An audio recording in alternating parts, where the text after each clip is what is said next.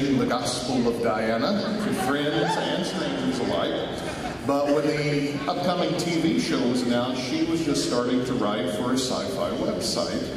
But she knew she had found her pulpit. Erin is the senior editor of 3fbyspace.net, reviewing episodes and writing about everything that has come out of the show. Along with her extremely supportive friends Sam and Allison, she recently started a Tuesday night internet radio program to chat with other fans. She is the mother of 2 grown sons who have learned to contain their eye rolling, and wife to Kevin, who has learned to tolerate her obsession and find the best place for takeout food. This is Erin's 3rd Through the Stones, and she's very happy to help Debbie with whatever is asked of her, and this is her favorite thing to have been asked to do. So I would like to introduce Erin Conrad.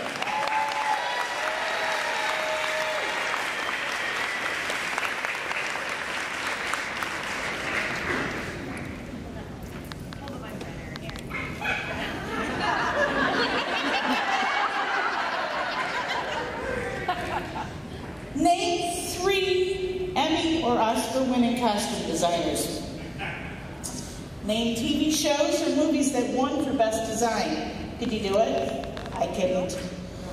There have been a handful of movies where the clothing has made an impact on me.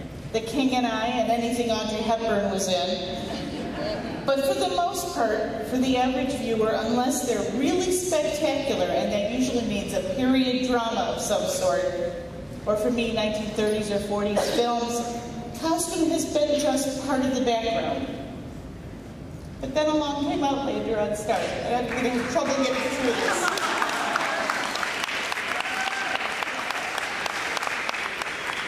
My longtime favorite book series would be a TV show. You can't really go to Kilts R Us or Amazon Closet and get it. And beyond the Scotland part of the story, our characters go to the court of Versailles, to a dirty, dark prison, to the islands, to the 1940s, 60s, and 70s. Maybe the costumes weren't on the top of my mind when I heard about the plans for the show, but they weren't far behind. I was interested, intrigued, and nervous. This, after all, followed shows like Game of Thrones, known for its stunning costumes. In the last several years, there have been many spectacularly clothed actors on TV. I sure hoped my show would be in the same category. Yes. Little did we know we were getting a huge gift. Not only is the costume designer for our beloved show a singular talent, and I told you to get it, but she's a fan of the book series as well. That makes a big difference, especially for us fans. Terry Dresbach came into this show coerced out of retirement by her husband.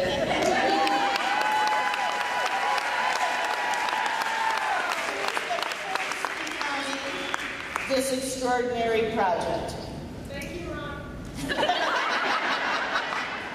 She threw herself into it, bringing a completely blank slate into a professional powerhouse, creating thousands of pieces for stars and extras alike.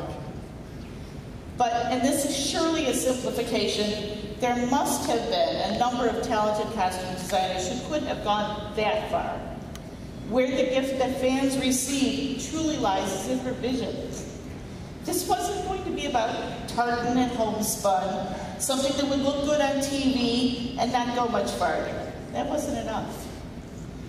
These had to be memorable.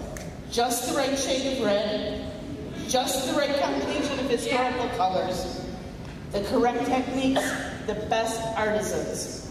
And her vision extended. It wasn't enough to get to that point, although we, the viewers, would have been quite happy with that, not knowing any more. No, Terry had a vision of education. Why does this work? Why do we do it that way? What should you be looking at? And so she engaged with us on Twitter, and when that dialogue was well received, opened up with us even more. She let us into bits of her life, her home, her dog, and eventually her politics and passions.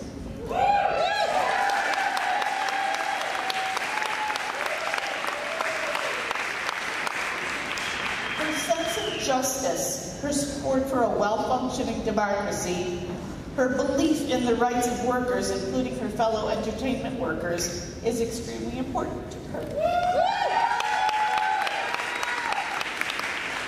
Through this passion, she's awakened many of us to the work that must be done to help our fellow global citizens, from our closest to our most distant neighbors. She is outspoken, whether it's about the state of the country, the love of her husband and family, or the clothing her actors wear on film. And now, with the show safely settled costume-wise, with the excesses of the court of Versailles extravagantly bejeweled, with the exotic islands behind us, Terry has decided to resume her retirement. Terry, I certainly hope that you believe this adventure was well worth the personal sacrifices you made to make it.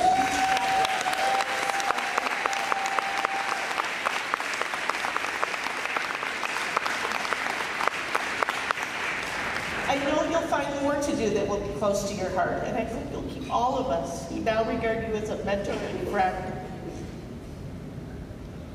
Keep us in mind and let us know what you're thinking and doing. I have no doubt that your successor will be competent and talented and will keep Outlander humming. Even though some of us say, darn you, Terry, for putting so many layers on Jamie. But they'll never be able to replace you. You've given us a fantastic gift over the last several years. Our efforts to thank you can't come close to being enough, but I hope you'll accept our love, our appreciation, and our gratitude.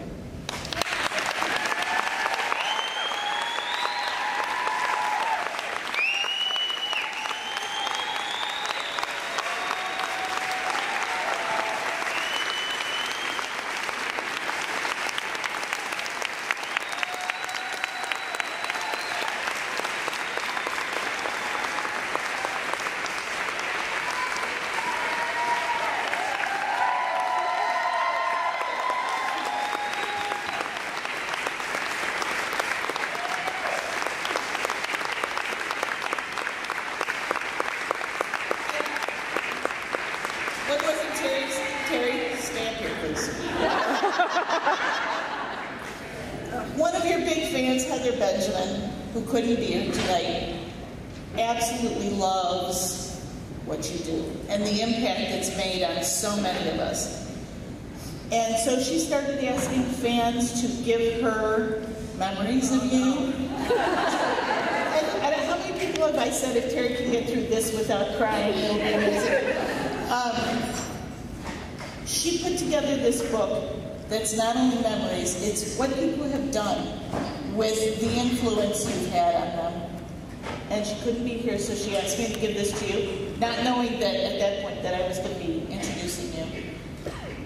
This is for you. It's going to take you a while to get through it all, but it's a spectacular job, and I hope you really enjoy it.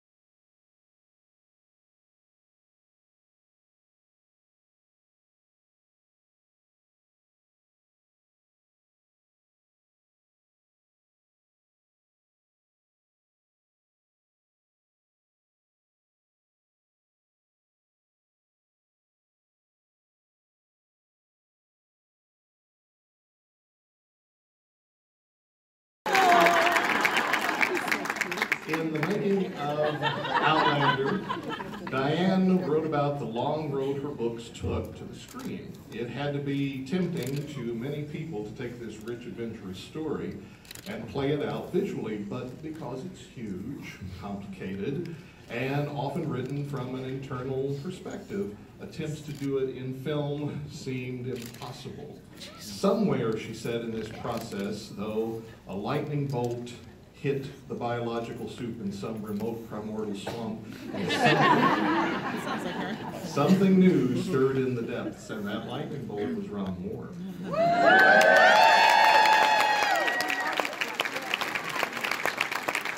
Of course, you know, Ron has a sterling science fiction pedigree, 3 Star Trek franchises, Battlestar Galactica.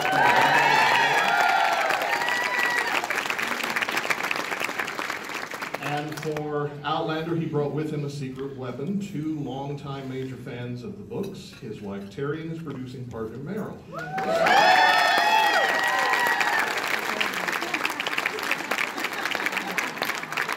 So he persevered even though there was already an option on the project, and unlike other option holders, no matter how nice or talented or creative they were, Diana says, quote, "This was the first Outlander script I've seen that didn't make me turn white or burst into flame." So the Klingon master had to tackle the race even harder than the Scots. How much closer to an alien race could you get? But and master he did, even wearing his own kilt at times to press events. Ron assembled a team that can't be rivaled by any other TV show for talent, a team that has embraced the mad legions of devotees that the book sparked and the show has fanned into flames. And Ron himself has welcomed fans to come and visit with him before or after with his own favorite obsession, baseball. It's made Star Wars. And of course, Ron's vision of this massive story has given hundreds of thousands of fans worldwide 4 seasons so far of a fantastic adaptation.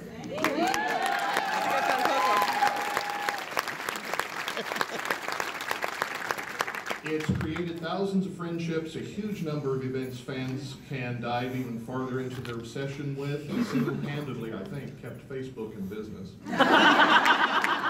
It may have all started with the book she wrote, but it expands because Ron made a TV series and gone where no man has gone before. So let's welcome Ron Moore with a little help. Earlier about being a fan of Star Trek and not knowing about the fan conventions and then getting your hand on anything you can.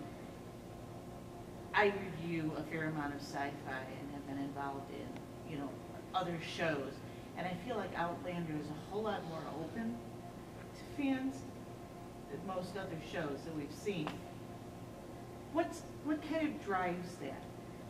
Is it because this was a pre-existing fan base, or is it a drive to expand the audience of the show? Is it kind of all of everything? It's both. I mean, it comes out of, at the very beginning when I first started talking to stars about publicity and marketing and how we were going to position the show. And I said at that time, it's very important to remember there's 2 audiences here and you have to talk to them very differently. There's the pre-existing fan base and then there's the fan base we want to create. And the pre-existing fan base is very curious. They already know all the secrets. It's not about spoilers with them, but they want to know what we're doing, why we're changing the book, what's going to be, their worries about that, their excitement at seeing first concept art. They want to be involved, like from the very get-go. And then the audience that doesn't know anything is more of a traditional audience. Okay, now I've got to convince you to watch this show. What's it called? Who's in it? What's it about? And that's a complete blank slate. But then we want to convert those people into the other group, make them fans who then want to, you know, watch the show more in depth and talk to other people in the community. And I just brought to it my experience with the fandom at Trek and at Battlestar and how those communities work and being open to those communities and just not getting freaked out that there's negative feedback and there's always going to, like I said, there's always going to be a cadre of fans who are unhappy about something. You just have to accept that and not get too worried about it. But we've never gotten any, no one's ever said, go out there and talk to the fans so that we can make more of them. No one's ever given us an instruction that we should interact. Right. We are all there because we choose to be, and the people who aren't there because they choose not to be. So, you know how I am. You know, Gary interacts. You know, Meryl and Matt interact. You know, the people who interact is because they want to do it, and I think that brings something to everybody's there because they want to be, not because they have to be, which I think is an important note. But beyond the personalities involved, Outlander offers a whole lot more in the PR realm and in the fan engagement realm. It's Outlander community and the scripts online and things like that. And I haven't seen that with almost any other show. Is that something that you had any involvement in? Yeah, I pushed a lot of that. I pushed a lot of that from the beginning. Said, get the material out there, send them the scripts, let them see stuff. They're gonna eat it up, and there's always a little bit of reluctance. So, well, wait a minute, then they might not like it, or they might, we're kind of not used to sharing this much. And I just said, I think this will be a positive for us, mostly because it was a pre-existing fan base. So there was already a community of people who were hungry for all of that, and I knew they would appreciate it if we interacted and shared all those things.